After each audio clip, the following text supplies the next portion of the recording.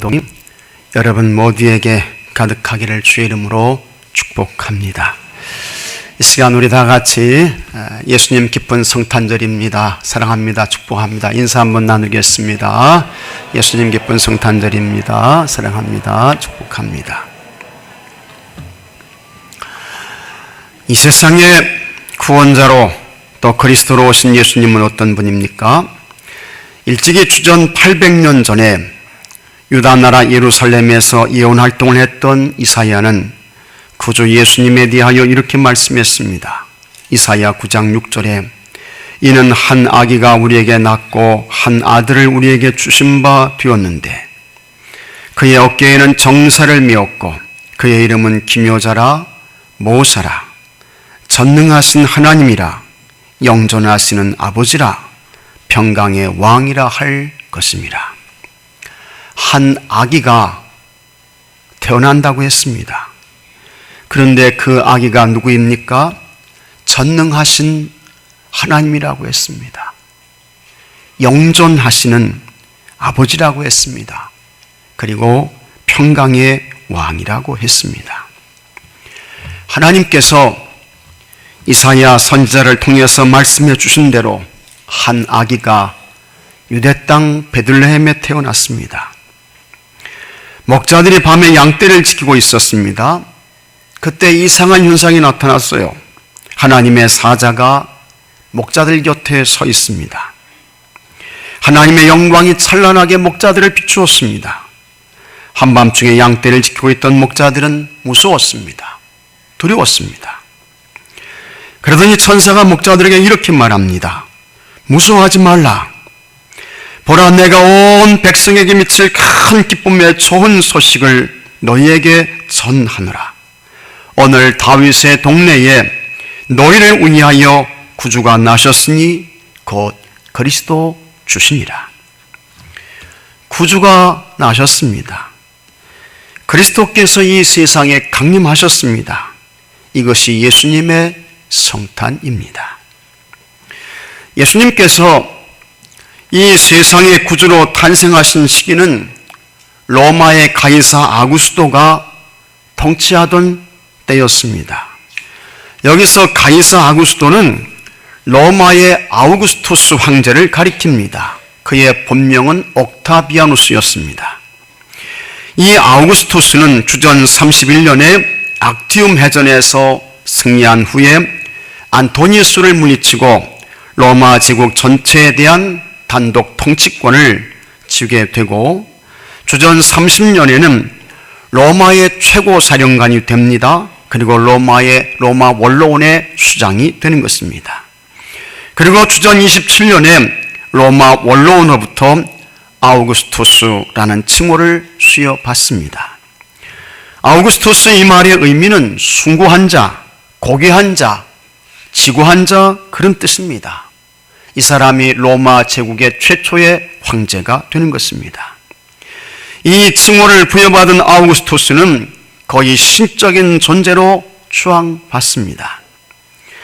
아우구스투스가 실권을 잡고 통치할 때에 로마 제국의 기반을 든든히 하기 위해 행했던 것이 있습니다.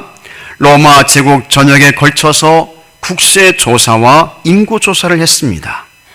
이 국세조사와 인구조사의 목적은 두 가지예요. 첫째, 세금 재원을 파악하는 것입니다.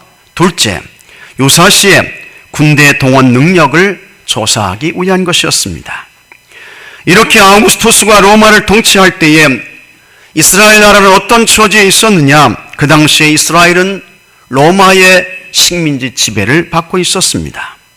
그래서 로마의 속국이었던 이스라엘도 아우구스투스의 명령에 따라 인구조사를 하게 된 것입니다. 그 당시의 인구조사는 반드시 그가 태어난 고향, 본적으로 가서 호적을 정리하는 것입니다. 갈릴리 나사렛에서 살고 있던 요셉은 본래가 유다 지파 중 다윗의 자손이었습니다.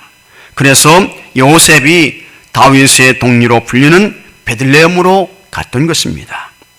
이때 요셉은 결혼을 약속한 마리아를 데리고 가요. 그러니까 이 요셉은 아직 결혼한 것은 아닙니다. 그리고 여자는 호적할 때 갈 필요가 없었습니다.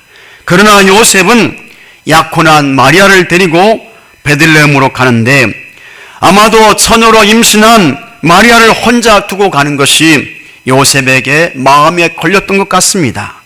때문에 사려 깊은 요셉은 배가 부른 마리아를 데리고 함께 베들레헴으로 갔습니다. 요셉과 마리아가 베들레헴에 도착했습니다. 마리아가 해산할 날이 찼습니다. 마리아가 출산을 하게 되는 것입니다. 이렇게 해서 예수님이 이 세상에 태어나셨습니다. 자, 그러면 이렇게 태어나신 이 예수님이 어떤 분일까? 오늘 본문 11절 말씀을 보게 되면 예수님이 어떤 분인가 하는 것을 명확하게 밝혀주고 있는데 우리 다 같이 11절 말씀을 함께 읽겠습니다. 자, 여러분 11절 말씀을 보겠습니다. 같이 읽습니다. 오늘 다윗의 동네에 너희를 위하여 구주가 나셨으니 곧 그리스도 주시니라. 자, 다시 한번 읽겠습니다. 오늘 다윗의 동네에 너희를 위하여 구주가 나셨으니 곧 그리스도 주시니라. 이 말씀에서 예수님이 누구냐? 예수님은 구주입니다. 예수님이 어떤 분입니까? 그분은 그리스도예요. 그리고 예수님은 누구입니까? 예수님은 주님인 것입니다. 오늘 다윗의 동네에 너희를 위하여 구주가 나셨으니 곧 그리스도 주시니라. 어떻게 예수님이 구주가 되시고 예수님이 그리스도가 되시고 그 예수님이 주가 되시는 것일까? 이 구주는 구원하시는 주님이란 뜻입니다. 예수님이 구원자라는 거예요.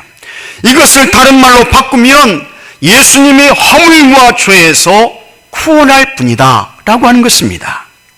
그 다음에 예수님은 그리스도라고 했습니다.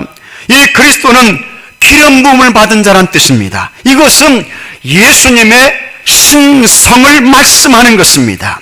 예수님은 사람이지만 동시에 하나님이라는 것입니다. 참 놀라운 신비이고 비밀인데 예수님이 하나님이라고 하는 것입니다.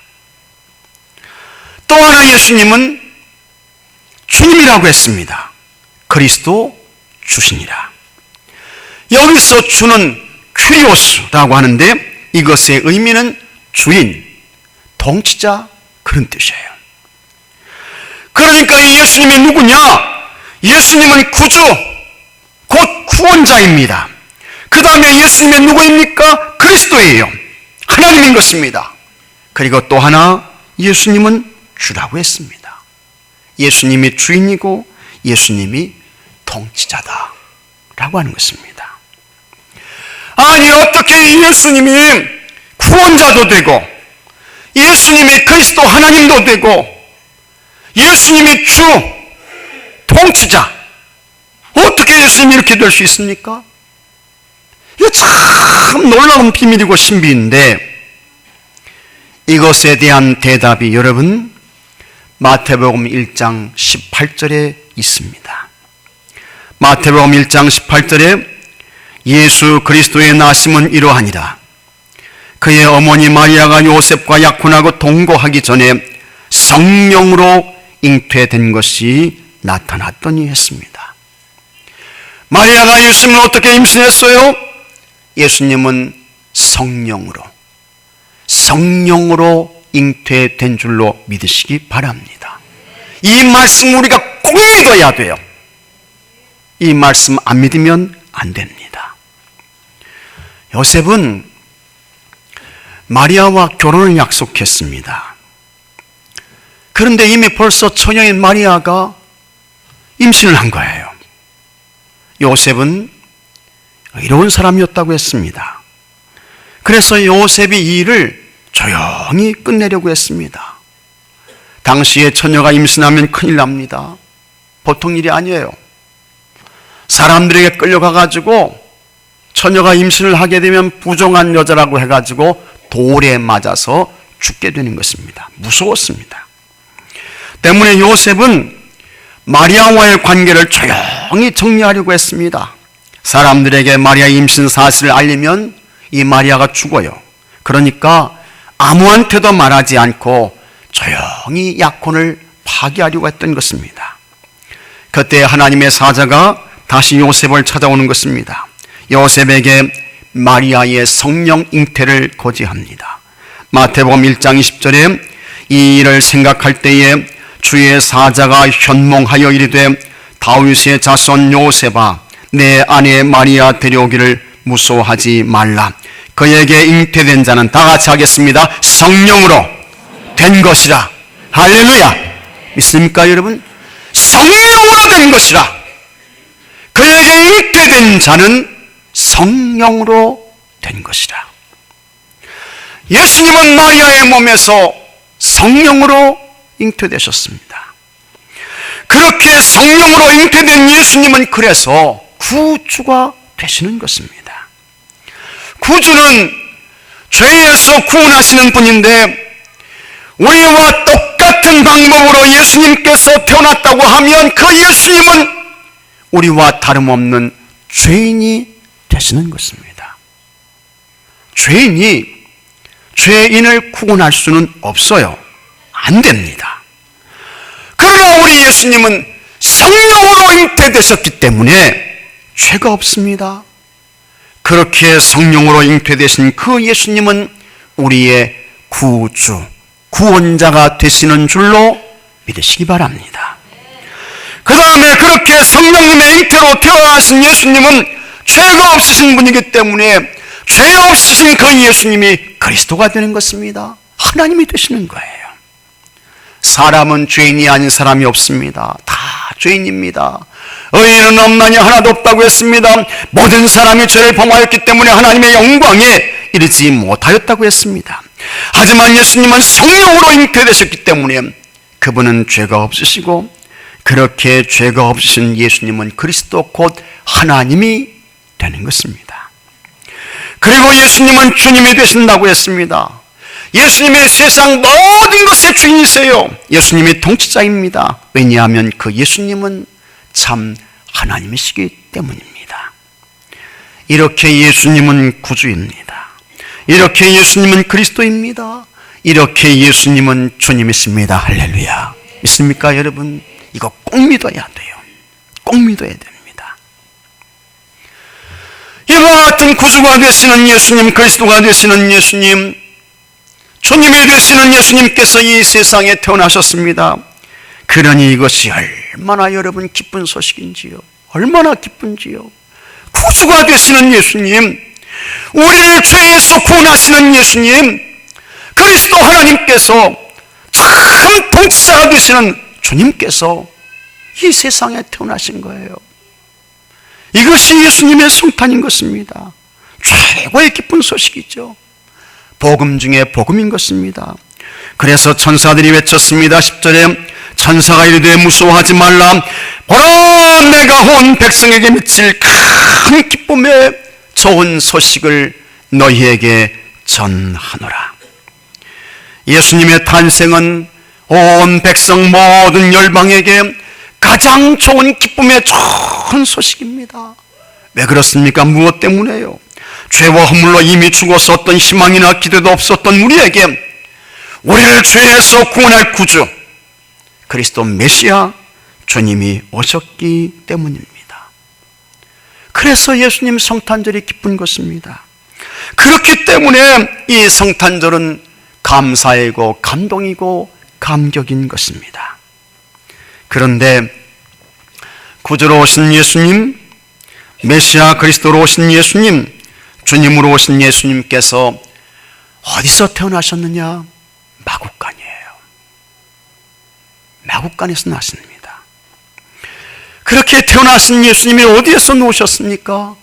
구유에 누우셨습니다. 자, 7절 말씀 한번 여러분 보십시오. 7절에 첫 아들을 낳아 강보로 싸서 구유에 누웠으니 이는 여관에 있을 곳이 없음이라. 예수님께서 구유에 누우셨습니다. 이 구유는 소나 말 또는 나귀가 죽을 먹는 여물통입니다. 이 구유 여물통은 지저분해요. 냄새가 납니다. 온갖 더러운 것이 잔뜩 묻어 있습니다. 저희 집은 소를 키우지 않았습니다.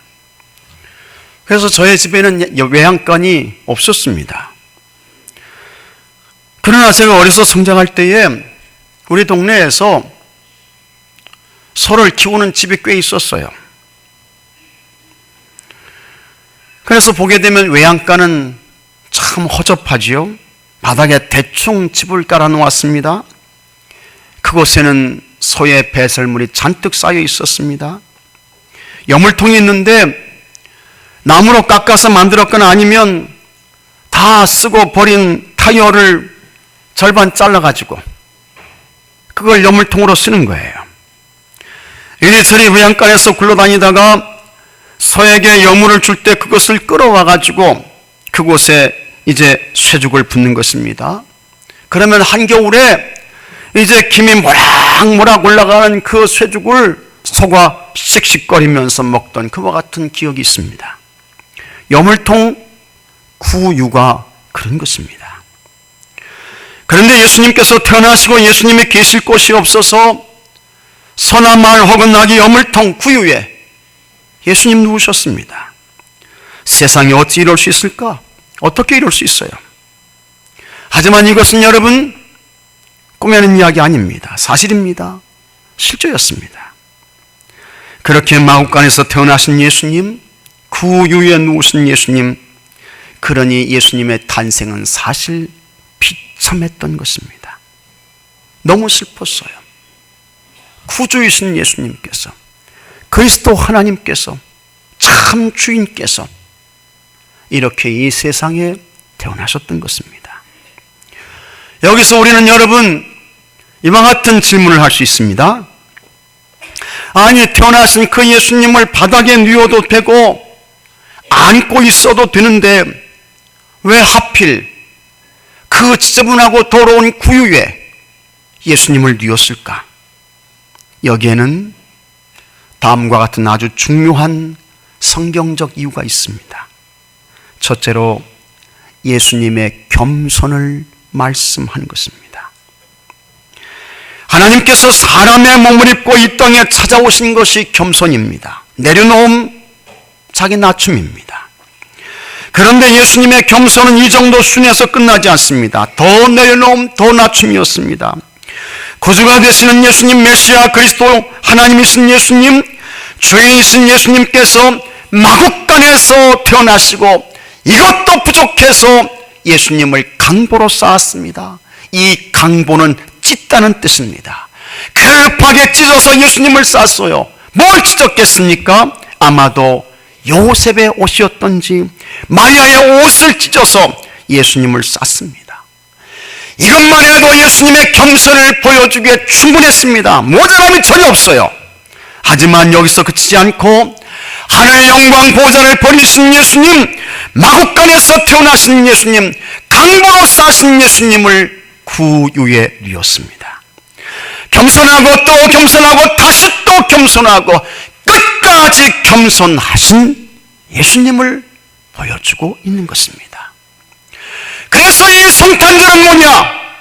예수님의 겸손 앞에 우리가 무릎을 꿇는 것입니다.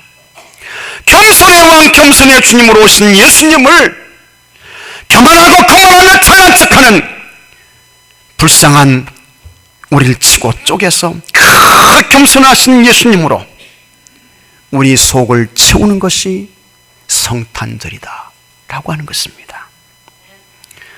겸손의 왕으로 이 세상에 오신 예수님 앞에 여러분 정말 겸손하게 다 무릎을 꿇고 엎드리시기 바랍니다.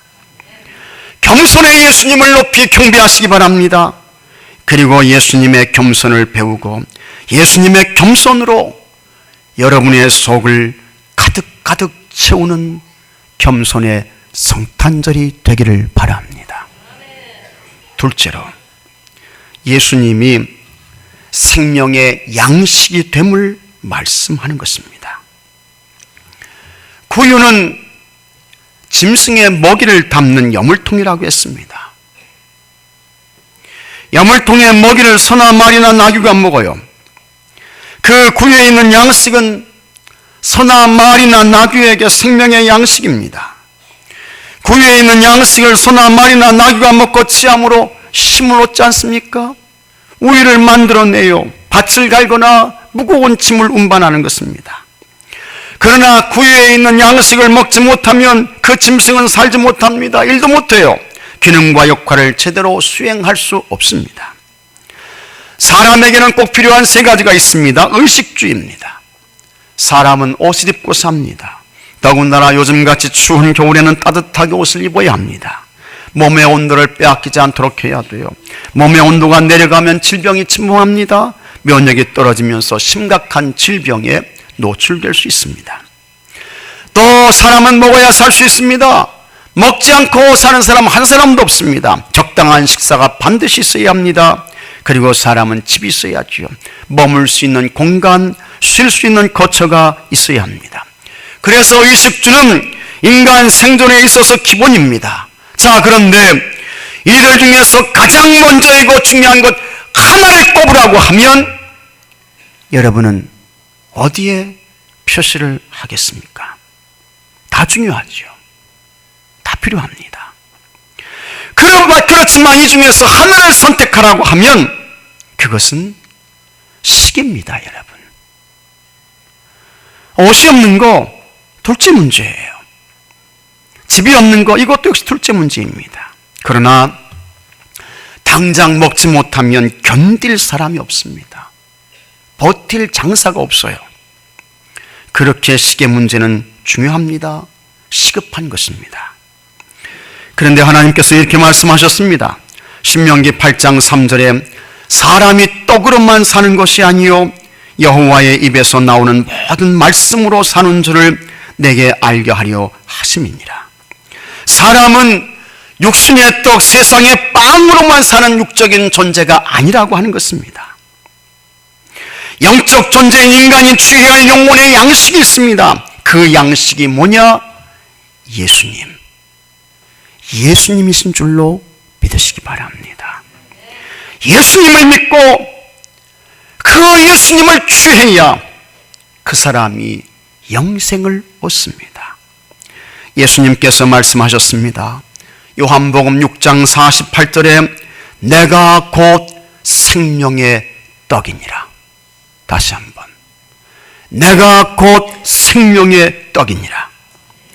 요한복음 6장 51절에는 나는 하늘에서 내려온 살아있는 떡이니 사람이 이 떡을 먹으면 영생하리라. 예수님 말씀이에요. 나를 취해야 된다. 나를 먹어야 돼. 그래야 그 사람이 영생한다. 예수님 말씀하셨습니다. 그러므로 성탄절은 뭐냐?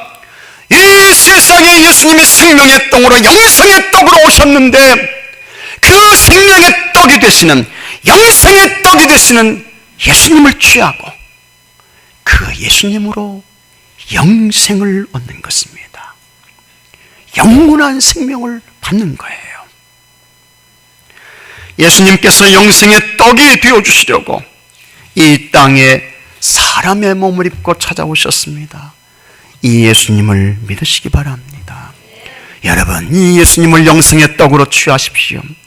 그래서 영생의 떡이 되시는 예수님으로 우리가 다 영생을 보장받고 영원한 하나님 나라 천국을 향하여 기대와 소망을 가지고 담대하게 나가는 여러분 모두가 되시기를 바랍니다. 그리고 오직 영생의 떡이 되시는 생명의 빵이 되시는 예수님만 자랑하고 증거하시는 여러분 모두가 되시기를 바랍니다. 셋째로, 예수님을 모신 자의 복을, 행복을 말씀하는 것입니다. 구유 별거 아니에요. 구유 별로 그렇게 중요한 거 아닙니다. 천한 것이고 더러운 것입니다. 그 구유에 예수님께서 누우셨습니다. 그러므로 인해서 천한 것, 더러운 그 구유가 귀한 것이 되었습니다. 보십시오, 여러분. 천사들이 찾아와서 구유에 누우신 그 예수님을 찬양하며 경배하는 것입니다. 13절 말씀 보세요.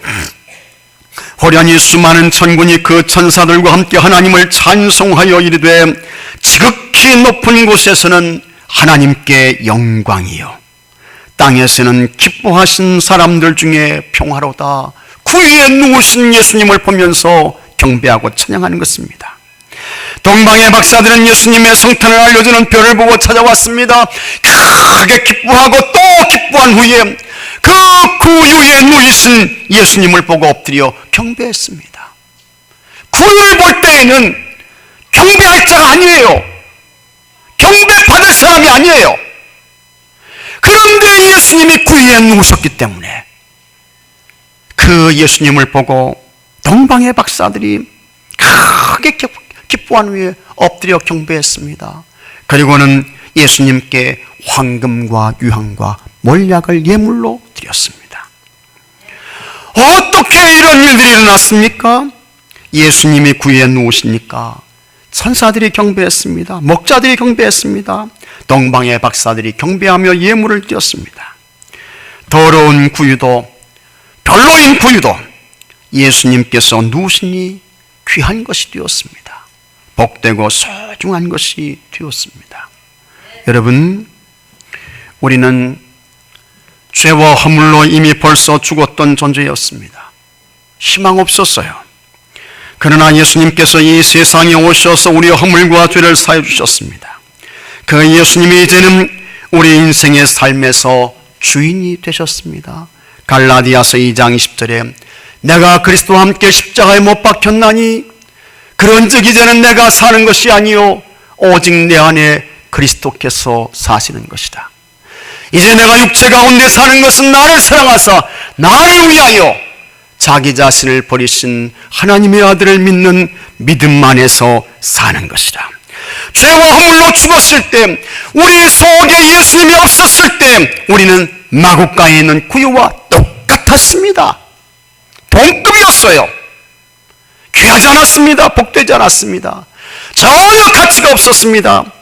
그러나 이제는 구주가 되시는 예수님, 메시아 그리스도가 되시는 예수님, 주인 되시는 예수님이 우리 안에 계십니다. 우리 속에 머물러 계세요.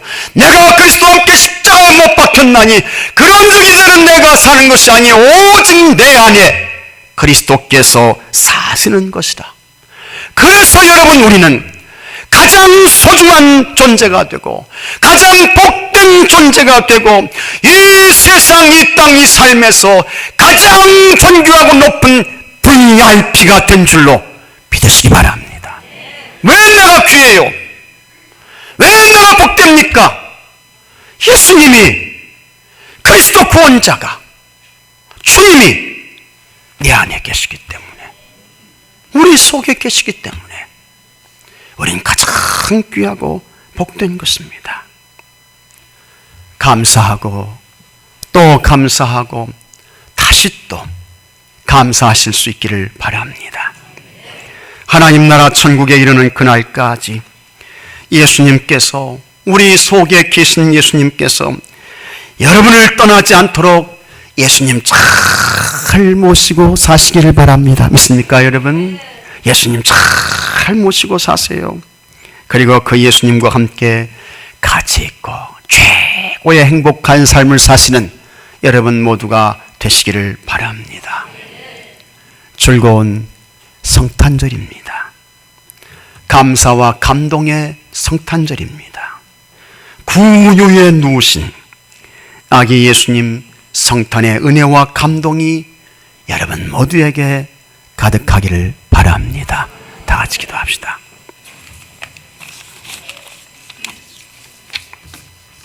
하늘 영광의 보좌를 버리시고 이 땅에 사람의 몸을 입고 찾아오신 주님, 그 예수님이 마국간에서 태어나시고 구유에 누우셨습니다. 그분은 구주가 되시고 그리스도 메시아가 되시고 세상 모든 것의 주인이 되시는데, 하늘 영광 보좌를 다 내려놓으시고 이 땅에 우리를 구원하시기 위해 예수님 찾아오셨습니다.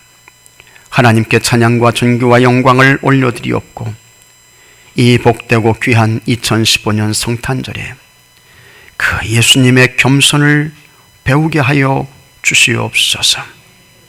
또한 그 예수님을 영원한 양식으로, 생명의 양식으로 취하게 하여 주옵시고 영생을 받고 누리는 우리 모두가 되게 해 주시옵시고 예수님을 모시고 아버지 하나님이시여 참 우리 속에 계신 예수님과 함께 가장 복되고 행복한 삶을 사는 주의 성도들이 다 되게 하여 주시옵소서. 성탄의 감사와 감동으로 함께 하여 주시옵소서. 우리 주 예수 그리스도 이름으로 간절히 기도하옵나이다. 아멘.